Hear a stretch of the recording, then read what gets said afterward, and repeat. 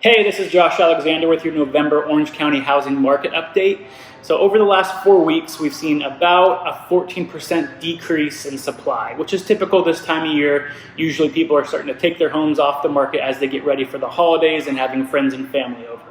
Now, typically we also usually see about the same drop in demand. But this year, however, over the last 4 weeks, we've actually seen a 3% increase in demand. So there's two main reasons this is happening. One, interest rates are still at historic lows. So right now they're hovering around 3.75%. If you look at this compared to last year, we were looking at about 5% interest rates. So buyers that previously were unable to get into homes last year can actually afford mortgage payments this year on that same price home because you're looking at hundreds of dollars less than you would have paid last year for your mortgage.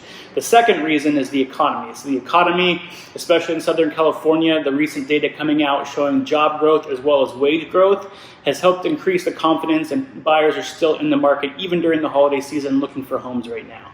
Okay, so we have the basic laws of supply and demand at work here. So basically, if the demand is increasing and supply is decreasing dramatically, what that means for the housing market is that we're going further into a seller's market. So 4 weeks ago, we were sitting at right around 84 days in terms of the average days on market. Right now, we're down to 71 days. So it's going farther and farther into a seller's market. Now, just to put that into perspective, anything between 60 and 90 days is considered a seller's market.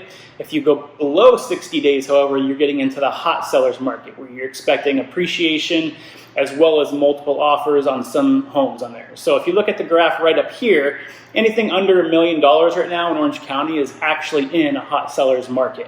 And if you go below the $750,000 mark, we're in a very hot seller's market, again, where a lot of sellers are going to be expecting multiple offers as well as homes to appreciate in that area.